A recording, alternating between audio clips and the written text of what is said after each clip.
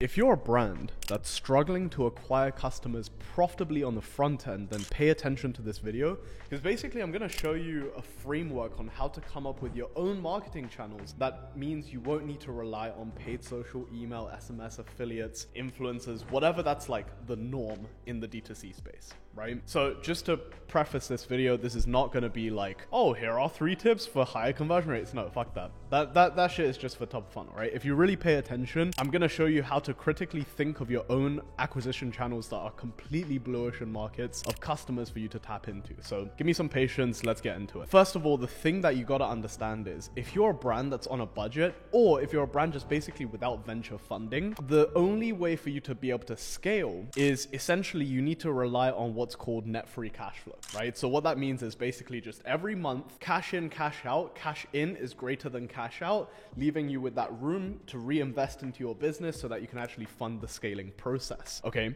so this entire video is going to be designed to create processes and marketing channels that's going to create net free cash flow so that you can further scale your brand. Now, before we get into this video, a quick bit about me. My name is Boyan. I've done over $30 million in revenue for e-com brands through email and SMS marketing alone. I run a retention agency. That's what we're really good at. But because I've been in the game for a while, I kind of just understand all aspects of e-com and have become more of a strategic advisor to a lot of my clients. So if you want to work with me, first link in the description. Let's get into it. So first of all, I want to talk about a concept that I kind of coined, which is like the direct to consumer acquisition matrix. It's basically a breakdown, right, of all of the different channels of customer acquisition, breaking it down by 4 kind of like categories, right? The reason I want to show you this is to give you an idea of what's a good marketing channel and what the ideal is versus what you're currently probably doing, right? Number 1 being paid social. Every direct-to-consumer brand out there is trying to make Facebook and TikTok ads work. As such,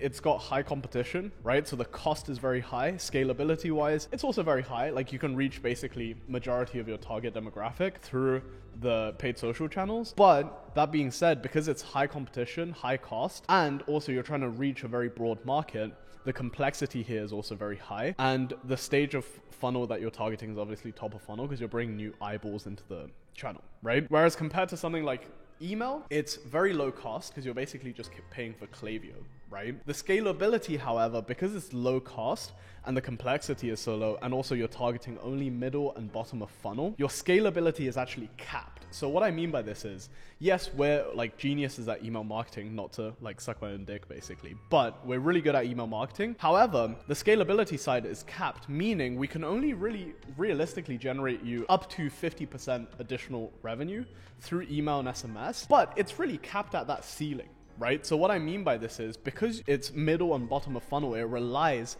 on you having a really consistent and stable top of funnel traffic source coming into the website so that we can grow the list, etc., which is why proportionally you can only really increase your brand up to around 50% in revenue. Whereas if you are focusing on something that's a lot more scalable like ads, you can kind of like 10x your brand, right? So from a leverage perspective, it's kind of capped. With SMS as well, costs are really high, scalability is really low, complexity is low, so it's kind of like pretty easy to do. And also it's middle and bottom of the funnel. So meaning that as a channel, SMS is not that great. In terms of the other channels that a lot of brands use, right? There's like affiliates, which is commission only, high scalability, etc.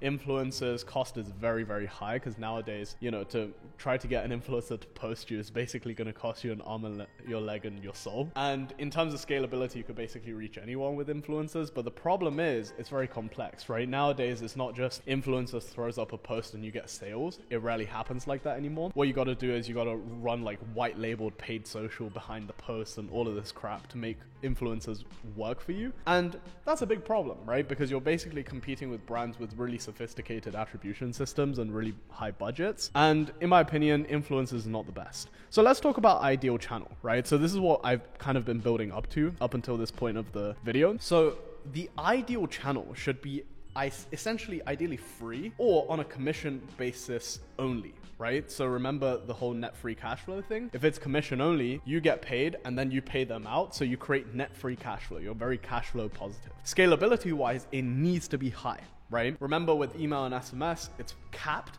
You want to go for things with unlimited upside potential, right? Complexity wise, it needs to be relatively low, very low drag to implement and scale.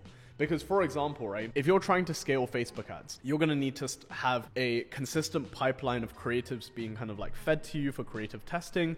Then you need to have proper frameworks for actually scaling. And then, you know, there's a lot more complexity to it, right? So at really huge scales of ad spend, like if you're spending like 10K a day, you got to make sure the product page is dialed in, etc., right? Which there's a lot of moving parts, making complexity high. So what you want to look for in an ideal channel is basically less moving parts, meaning less complexity. And lastly, you want to reach a top of funnel audience, right? Because obviously in order to have scalability, it needs to be top of funnel. So let's talk a bit about how to actually escape the acquisition matrix, because most brands, you're basically competing in this space. How do we actually escape this? Well, I've broken this down in kind of like 3 stages, right? You need to understand the mindset behind acquisition and how you actually break out of the box. The second thing is product channel fit. And then lastly, I'll give you some kind of like actionable stuff. And then if you wait till even more, I'll give you kind of like some really, really clear examples. So let's dive into it. Number one thing about mindset you got to be aware of is kind of like this arbitrage awareness, right? You got to be constantly on the lookout for where there is arbitrage of attention. So let me paint a picture for you, right? If you had a brand in 2018 and you were running ads and you knew what the fuck you were doing, dude,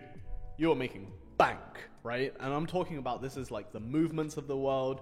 This is like the Uddies, all of these kind of companies. They were basically buying attention at a 50% discount compared to what it is nowadays. And same thing with TikTok Organic. The reason why TikTok Organic was absolutely killer in 2019 to kind of like 2021 was because it had a limited amount of creators on the platform and a huge ass user base that was craving content, right? So if you put out even like shit videos, you still got a ton of views, right? So same thing with influencer marketing. It worked really well 2013 to 2016 because influencers didn't know their value. They didn't know the business side of influencing and content creation, and therefore they undercharged, right?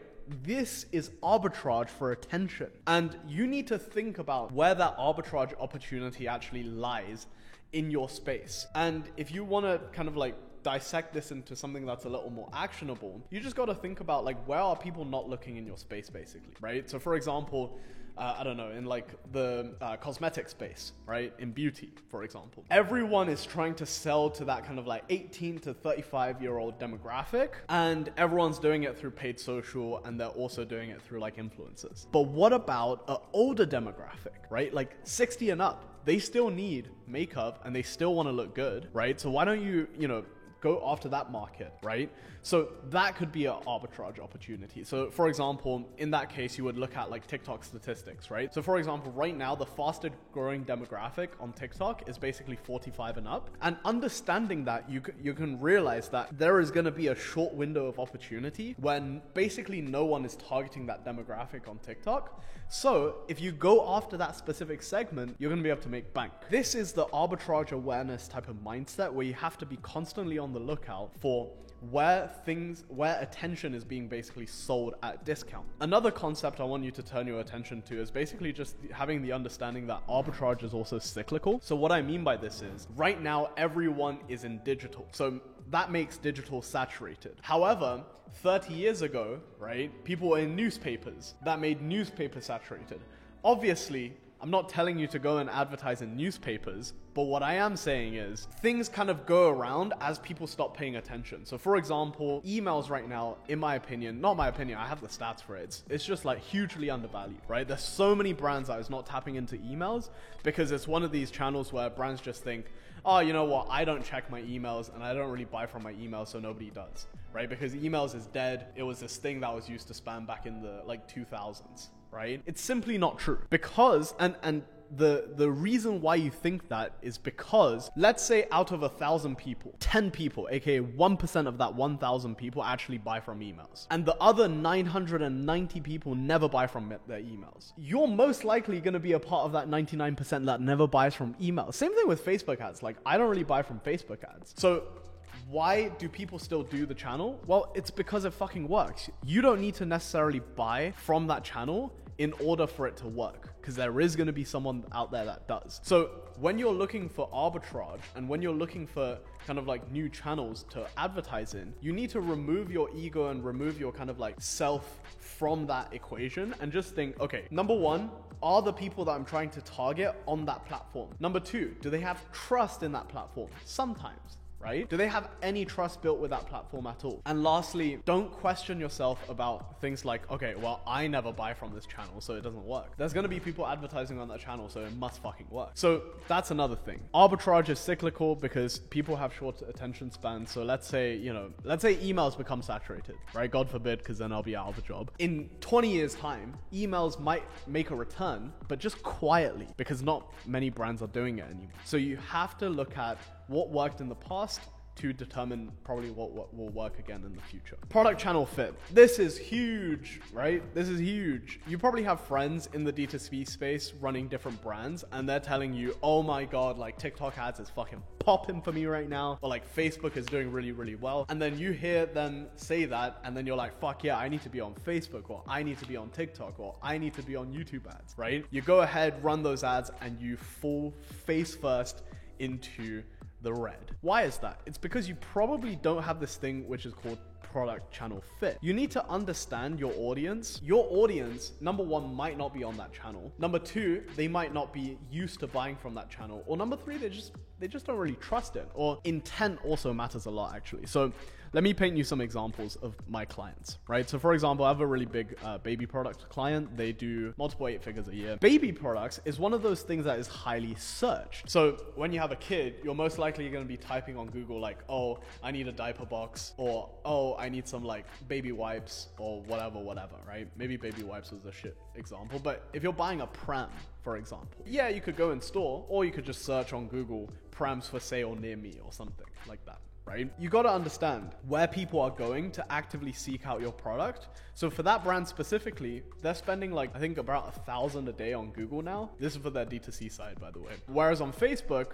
they just couldn't scale it at all, right? Because you can't, how do you advertise a pram, right? Oh, my pram has 4 wheels. Like, what the fuck? Whereas a skincare brand that we worked with performed way better on Facebook than it did on Google and TikTok.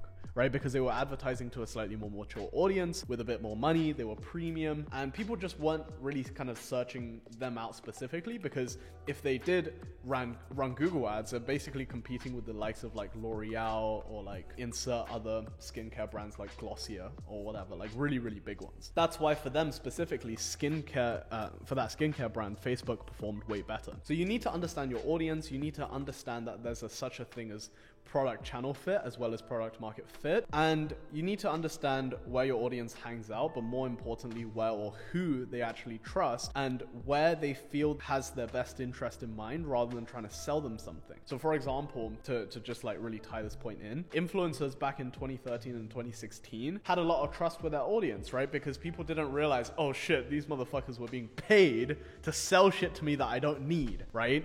So they had a lot of trust, hung out with them because they had their attention, right? So in turn, they bought from them. That's how like billion-dollar companies were born, like Gymshark. They literally started off in Facebook groups. So let's talk about some actionable stuff, right? So for example, right now, I believe there is a huge opportunity with guerrilla marketing in real life, or basically just like marketing in real life through like networks. And I'll talk about like one-to-many and one-to-many network relationships in a second. The reason I think that, for example, even direct mail, right? I think that because digital right now, everyone, their mothers, dogs, and cats and penguins are doing digital, right? So why not look elsewhere, aka real life? So everyone is really focused on acquisition as well. Another opportunity I see is basically having your retention dialed in. Obviously, I sell retention. I sell email and SMS services. So, check first link in the description below if you want to work with us and have us make you a fuck ton of money. But basically, if everyone is focused on paid and social and influencers, why not look for some partnership opportunities with like competitors or like complementary product people,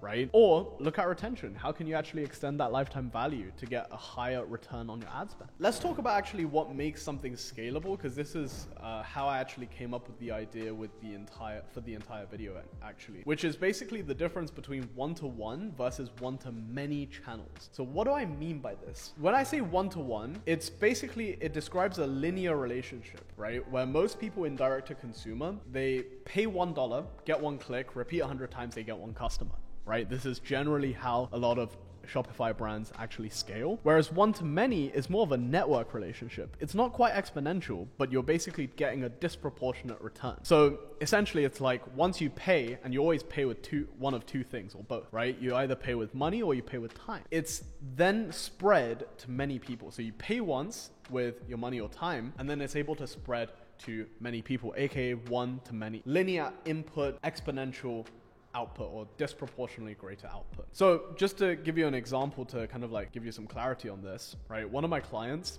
they have a huge distribution network of physicians throughout the domestic market that they're in. And from that, they're able to sell their supplements from the physicians to their patients, right? Because for example, if you go to like a dietitian, they can recommend whatever supplements they want. And because it's a place of authority, again, looking here, they have a lot of trust and your ideal customers hangs out there. The conversion rate is fucking nuts. The physicians then push the supplements to the clients and then in turn get a little commission or like affiliate payouts, right? So channels, physician networks cost like nothing. It's basically free because you're taking in the cash and then you're paying them out. You're basically giving them stock on consignment, right? Scalability very, very high. There's a shit ton of physicians in the domestic market that they can reach out to.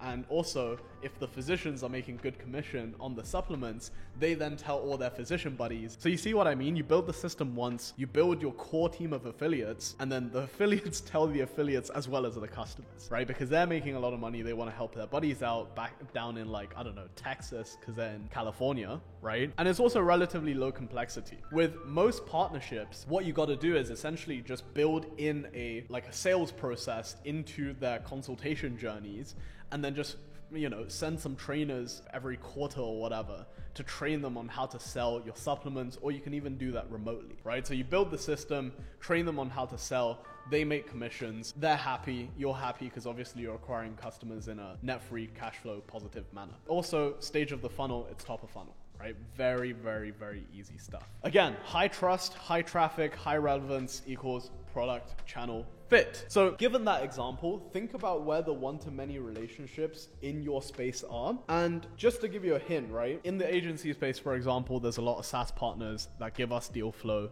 because we provide them free services or whatever. So the one-to-many relationships are most commonly found in places with existing flow or an existing database of customers that would also be interested in your products, right? So once you identify these places or these opportunities for one-to-many relationships, think about like, how can you actually partner with these people to sell through them in some way, right? Could it be, you know, you help them sell and they help you sell, and in turn it's kind of like a symbiotic relationship?